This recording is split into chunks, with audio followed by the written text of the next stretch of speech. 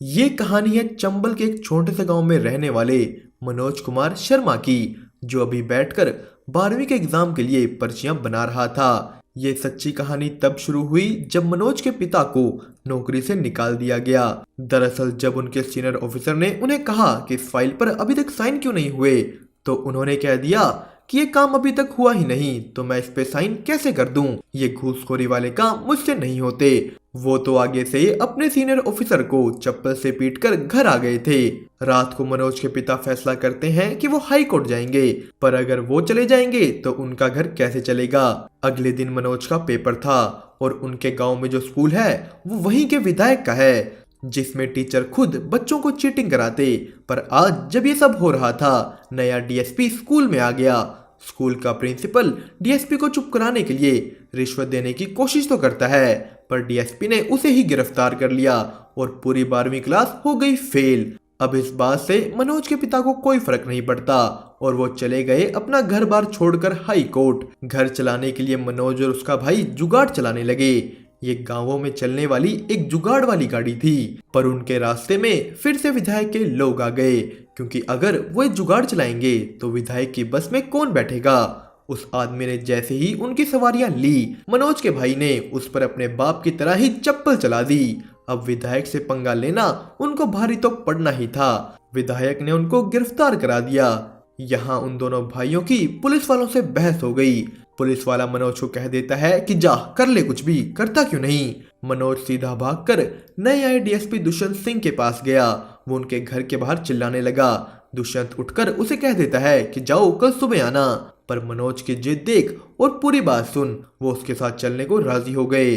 वो मनोज के भाई को छुड़वाते हैं, यहाँ तक कि वो खुद उन्हें अपनी गाड़ी में बिठाकर घर छोड़कर आए। यहाँ रास्ते में जाते हुए मनोज उनको ही देखी जा रहा था। वो उनसे इतना प्रभावित हुआ कि उसने वही फैसला कर लिया कि वो भी उनकी तरह एक बड़ा ईमानदार अफसर बनेगा। मनोज दुष्यंत सिंह से पूछता है कि मैं आपकी तरह कैसे बनूं, तो उसने उसे एक ही बात कही कि चीटिंग छोड़नी होगी। अगले साल दुष्यंत सिंह का तो ट्रांसफर हो जाता है, पर इस एग्जाम में सब बच्चों ने तो चीटिंग की पर मनोज ने नहीं। वो अपनी मेहनत से 12वीं और बीए दोनों कर लेता है। जिस दिन उसने अपनी बीए की, उस दिन उसकी दादी उसे अपनी जिंदगी की सारी बचाई हुई जमा पूंजी दे देती है कि ले बेटा बन जा बड़ा अफसर और अब गांव वर्दी में ही आना। अगले दिन मनोज निकल गया ग्वालियर के लिए। यहाँ बस में उसके साथ एक औरत भी बैठी थी, वो भी वहीं जा रही है। पर जब ग्वालियर पहुंच मनोज की आंख खुली, उसका बैग वहां नहीं था। कंडक्टर से पूछने पर उसे पता लगा कि वो बैग तो उसके साथ बैठी औरत ले गई। मनोज ग्वालियर की भीड़ में उन्हें देखने लगा, पर वो तो 30 मिनट पहले ही बस से उतर चुकी थी। मनोज के सारे पैसे उसी में थे। वो बिना किसी उम्मीद के रात को जा कोचिंग सेंटर के आगे ही बैठ गया। सुबह हुई तो उसे पता लगा कि भर्ती पर तो सरकार ने 3 साल के लिए रोक लगा दी। अब ना वो ऐसे वापस घर जा सकता, ना बिना पैसे से अपना पेट भर सकता। मनोज ने कई दिन तो भूख बर्दाश्त की, पर एक दिन उसे रुका ना गया। वो बस स्टैंड पर ही एक दुकानदार से खाना मांग लेता है कि आप मुझे खाना खिला दीजिए, आप जो कहेंगे मैं वो काम कर लूंगा। उस आदमी ने उसे खाना दे दिया और यहीं उसे खाना खाते देखा प्रीतम पांडे ने। मनोज खाना खा दुकानदार के पास जाता है कि बोलिए क्या काम करना है। दुकानदार कहता है कोई बात नहीं, पर मनोज अड़ गया कि नहीं अब काम बोलिए मैं करूंगा। यहाँ पांडे बोला कि अरे भाई मैं दे दूंगा तेरे पैसे, और बात करने पर पता लगा कि पांडे भी यहाँ वही एग्जाम देने आया था जो मनोज देने आया था, और अब वो दिल्ली जा रहा है यूपीएससी का एग्जाम देने, जिसे देकर एक आईपीएस बना जा सकता था। मनोज कहता है कि भैया हमें भी अपने साथ दिल्ली ले चलिए, मैं भी यूपीएससी का एग्जाम दूंगा। पांडे ने भी मनोज की जिद देख हाँ कर दी, पर जब वो पहुंचे दिल्ली, इतने सारे बच्चे देख मनोज की तो सारी हवा निकल गई। उसका सारा हौसला टूट जाता है। अगली सुबह पांडे और मनोज गोरी भैया नाम के एक व्यक्ति के पास गए जो खुद आईपीएस की तैयारी कर रहे थे। उन्होंने सबको गाइड किया कि यूपीएससी होता क्या है। यूपीएससी के 3 पड़ाव होते हैं। पहला प्रीलिम्स का एग्जाम, उसको पास करने के बाद मेंस और उसके बाद इंटरव्यू। पर यह सुनने में जितना आसान लग रहा है, असलियत में उतना ही मुश्किल भी था। 2 लाख बच्चों में से सिर्फ 25 सीसी आईपीएस बन पाते हैं। गोरी भैया का खुद ये आखिरी मौका था। यहाँ मनोज गोरी भैया से अपनी बात करता है। उन्होंने उसके कहने पर उसे एक लाइब्रेरी में साफ सफाई करने का काम दिलवा दिया, पर कुछ दिनों बाद गोरी भैया का रिजल्ट आया और वो पास नहीं हुए। उन्हें फेल होते देख पांडे ने तो एकदम से ही अपना गुरु बदल लिया, पर मनोज नहीं हिला। इसके बाद गौरी भैया ने अपना एक टी स्टाइल शुरू किया, फ्री यूपीएससी गाइडिंग के साथ। यहाँ वो सभी बच्चों को फ्री में पढ़ाएंगे। मनोज यहीं पढ़ने लगता है। प्रीलिम्स का पेपर आया पर मनोज पास नहीं हुआ। गौरी भैया उसे कहते हैं कि रीस्टार्ट, मतलब दोबारा से पढ़ो, दोबारा से सब करो। एक दिन ऐसे ही मनोज चाय ले जाते हुए मिला पांडे के नए गुरु दीप मोहन से। पांडे दीप मोहन को मनोज के बारे बताता है और उसके बारे जान दीप मोहन ने ये कह दिया कि मनोज कभी कोई जरूरत पड़े तो जरूर बताना। अब ये बात सिर्फ एक लाइन है, ये चीज मनोज को नहीं पता थी। अगले दिन पांडे का एक और नया दोस्त मनोज को देखकर कहता है कि यार मुझे बुरा लगता है इन जैसे लोगों के लिए। ये लोग यहाँ भेड़ बकरियों की तरह आईपीएस बनने तो आ जाते हैं, पर फिर पढ़ाई के अलावा हर तरह की मजदूरी करते हैं। ऐसे कहाँ ही ये आईपीएस बन जाएंगे। ये बातें यहाँ गौरी भैया ने भी सुन ली। वो जवाब में कहते हैं कि हाँ सही कह रहे हो तुम, ये सब चले आते हैं भेड़ बकरियों की तरह, कुछ नहीं होता इनके पास, पर इनके पास जज्बा होता है, जज्बा हर काम करके अपने सपने पूरे करने का। इसी के साथ मनोज का दूसरा अटेम्प्ट आ गया और उसने अब की बार प्रीलिम्स क्लियर कर लिया। गौरी भैया पांडे सब ये जान खुश हुए। मनोज मेंस की तैयारी करने के लिए कोचिंग सेंटर ज्वाइन करने जाता है। यहाँ के लिए भी उसके पास पैसे पूरे नहीं थे, तो वो कहता है कि मैम प्लीज मैं हर काम कर लूंगा, मैं आपके पैसे पूरे कर दूंगा। तो उन्होंने उसे काम दे दिया। उसने यहाँ कुछ फोटोज देखी और जोर से कहा कि मैम दीप मोहन सर तो यहाँ पढ़े ही नहीं, उन्होंने तो कोचिंग ली ही नहीं। तो कोचिंग सेंटर वाली मैम कहती है कि ये सब ऐसे ही होता है, हम इन्हें पैसे देते हैं। पर मनोज की बातें एक लड़की श्रद्धा ने सुन ली थी। उसके पूछने पर मनोज ने आगे से सब बता दिया। श्रद्धा और मनोज दोनों इस कोचिंग सेंटर से चल देते हैं। जाते जाते उन दोनों का इंट्रोडक्शन हुआ। मनोज ने अपना नाम और ये बात कि वो यहीं लाइब्रेरी में पढ़ता है श्रद्धा को बता दी। वो इस आस में था कि वो उससे मिलने आएगी और हुआ भी ऐसा ही। यहाँ मनोज के हाथ में एक इंजीनियरिंग की किताब थी, तो श्रद्धा को लगा कि वो एक इंजीनियर है। मनोज ने भी आगे से हामी भर दी। श्रद्धा मसूरी से यहाँ पीसीएस का एग्जाम देने आई थी। तभी श्रद्धा को पता लगा कि मनोज लाइब्रेरी में काम भी करता है, पर उसे इस बात से फर्क नहीं पड़ा। उन दोनों ने साथ में ही एक नई कोचिंग ज्वाइन कर ली। यहाँ उनके टीचर ने मनोज की तारीफ भी की कि वाह भाई क्या ऐसे लिखा है तुमने। उन्होंने उसे एक चॉकलेट दिया और उसने आगे से वही दे दिया श्रद्धा को। आने वाले कुछ दिनों में वो अच्छे दोस्त बन गए। श्रद्धा मनोज को अच्छी तरह समझती थी, वो उसकी फाइनेंशियल कंडीशन को भी जानती थी। पर एक दिन कोचिंग के वक्त जब सर ने एक इंजीनियरिंग का सवाल पूछा तो वो मनोज को कहती है कि तुम दो ना इसका आंसर, तुम्हें तो पता है। पर यहाँ उसके सामने ये सच आया कि मनोज ने इंजीनियरिंग नहीं बीए की थी। उसे इस बात से बहुत दुख हुआ कि मनोज ने उससे इतना बड़ा सच छुपाया। उसी दिन मनोज की लाइब्रेरियन से लड़ाई हो जाती है। वो मनोज पर बेईमानी का आरोप लगा रहा था। मनोज ने लाइब्रेरी छोड़ दी, क्लास में आना छोड़ दिया। वो एक आटा चक्की चलाने लग गया था। पांडे उसे कहता है कि भाई जाके श्रद्धा से सॉरी बोल ले, वो प्रीलिम्स के लिए मसूरी जा रही है। पर मनोज का कहना था कि अब तो मेंस करके ही सॉरी बोलूंगा। पांडे मनोज की रहने सहने की हालत देख बहुत दुखी हुआ। वो कहता है कि भाई जिद मत कर, काम का छोड़ और पढ़ ले वरना फेल हो जाएगा। पर मनोज का पेपर उसके हिसाब से बहुत अच्छा हुआ। उसे यकीन था कि वो पास हो जाएगा कि तभी उसे पता लगा कि वो तो गलती से टूरिज्म की जगह टेररिज्म पर ऐसे लिखाया है। वो दूसरे अटेम्प्ट में भी फेल हो गया। अगले कुछ दिन वो किसी को नहीं मिला, किसी को नहीं दिखा। मनोज सीधा मसूरी पहुंच जाता है श्रद्धा को मिलने। वो उसके घर गया पर घर पर कोई नहीं था। सभी उसकी बुआ के घर शादी में हैं। उनके नौकर ने मनोज की श्रद्धा से बात कराई। मनोज श्रद्धा से माफी मांगता है। श्रद्धा के पूछने पर उसने उसे यह भी बताया कि वो मेंस में फेल हो गया, पर उसकी यहाँ आने की असली वजह थी श्रद्धा को आई लव यू कहना। वो श्रद्धा को कहता है कि अब तुम भी बोल दो, फिर मैं सारी दुनिया उलट पुलट कर दूंगा। पर श्रद्धा तो उनके नौकर को कह देती है कि मनोज को वापस दिल्ली भेज दीजिए। मनोज दिल्ली की जगह अपने गांव जाता है। यहाँ उसे पता लगा कि उसकी दादी अब नहीं रही। उन्होंने सबको मना किया था कि ना मनोज और ना मनोज के पिता को उनकी मौत के बारे बताया जाए। उसके घर की हालत भी ठीक नहीं।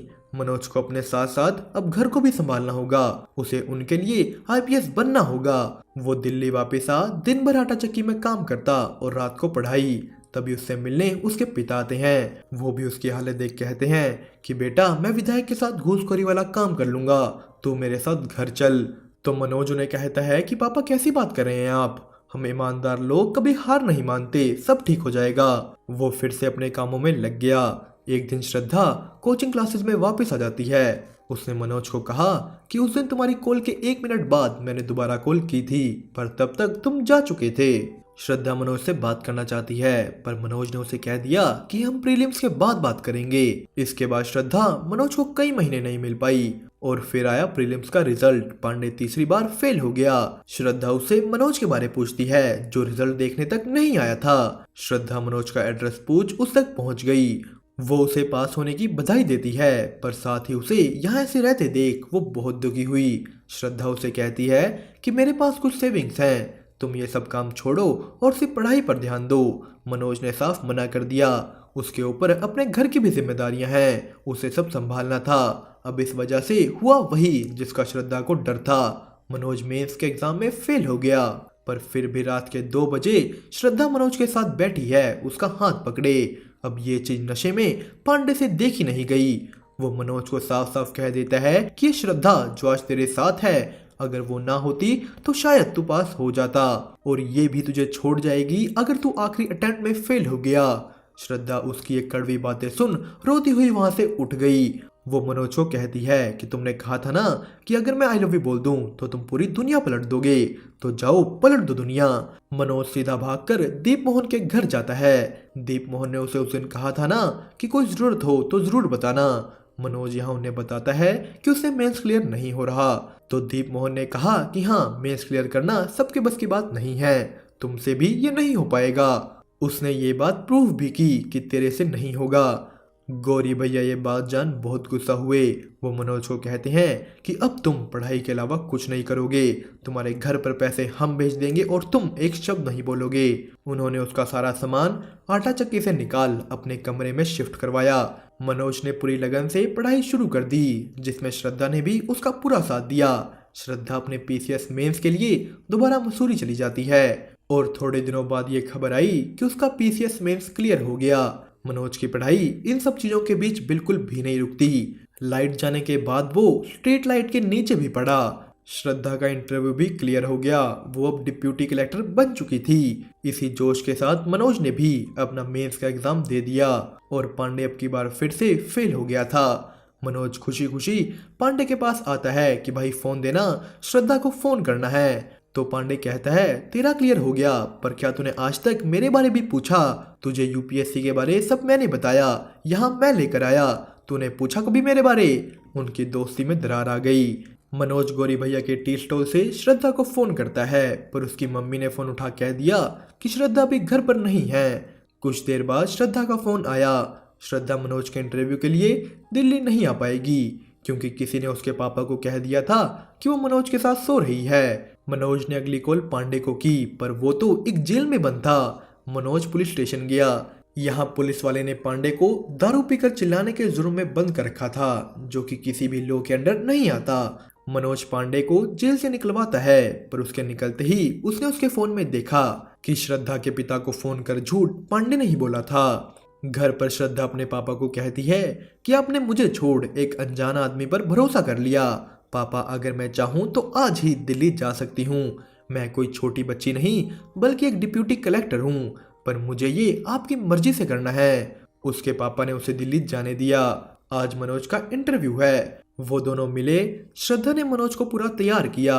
इंटरव्यू से पहले मनोज पांडे को मिलने जाता है, क्योंकि वही तो उसे यहाँ तक लेकर आया था। वो उसे थैंक यू कहता है। उसने भी श्रद्धा से माफी मांगी। श्रद्धा ने उसे मजाक में कहा कि तुम झूठी बातें इतनी सच्चाई से बोलते हो, टीवी पर रिपोर्टर बन जाओ ना। श्रद्धा और मनोज दोनों इंटरव्यू के लिए निकल गए। श्रद्धा मनोज को एक लेटर देती है कि इसे अकेले में पढ़ना। मनोज इंटरव्यू देने निकल गया। एक हॉल में बैठकर वो अपनी बारी का इंतजार कर रहा है। वो एकदम सुन पड़ गया। उसकी बारी आई। जाते जाते पियानो से कहता है कि अंदर जाकर ये मत बोलना कि तुम 12वीं फेल हो, कोई अच्छा बहाना बना देना। पर मनोज ने तो सीधा जा सच बोल दिया कि उस साल हमारे स्कूल में चीटिंग नहीं हुई और पूरा स्कूल फेल हो गया। ये सुनते ही वहां के चेयरमैन मेहता ने कह दिया कि थैंक यू, अब आप जा सकते हैं। वो उठा, पर जाते हुए एक औरत ने कहा कि बाहर वेट कीजिएगा। यहीं खड़ मनोज श्रद्धा का दिया लेटर पढ़ता है, जिसमें लिखा था कि तुम चाहे आईपीएस बनो चाहे ना बनो, मैं हमेशा तुम्हारे साथ हूँ। मनोज को अंदर बुलाया गया। उसने अंदर जा अपने स्कूल के बारे सब बताया और बताया कि कैसे वो दुष्यंत सिंह से इंस्पायर हुआ। मनोज ने अच्छी तरह अपने आप को प्रेजेंट किया, पर चेयरमैन मेहता को उसकी ये बड़ी बड़ी बातें अच्छी नहीं लगी और उन्हें इस बात से भी प्रॉब्लम थी कि वो हिंदी मीडियम है। उसने तो उसे जाते हुए टाइम वेस्ट तक कह दिया। 1.5 महीने बाद श्रद्धा जबरदस्ती मनोज को रिजल्ट दिखाने लाती है। वो तो यहाँ आना ही नहीं चाहता था। भरी भीड़ में जब गेट खुले, मनोज के अंदर इतनी हिम्मत नहीं थी कि वो जाके रिजल्ट देख ले। श्रद्धा ने रिजल्ट देखा और देखते ही वो रोने लग गई। उस दिन मनोज के जाने के बाद बाकी मेंबर्स ने उसकी सिलेक्शन के लिए हामी भरी थी। मनोज आईपीएस बन जाता है। वो दोनों रोने लगे। गौरी भैया, पांडे सब वहां गए। पांडे की ये पहली रिपोर्टिंग थी। गांव में उसके घर वाले, उसके पिता सब खुश हुए। वो वर्दी पहन सबसे पहले दुष्यंत सिंह से मिलने जाता है। उनकी भी छाती उसे देख गर्व से फूल गई। श्रद्धा और मनोज की शादी हो जाती है और इसी के साथ हमारी मूवी 12वीं फेल हुई यहीं पर खत्म। दोस्तों, आपको इसकी एक्सप्लेनेशन कैसी लगी हमें कमेंट करके जरूर बताना। साथ ही साथ वीडियो को लाइक और चैनल को सब्सक्राइब करना मत भूलिएगा।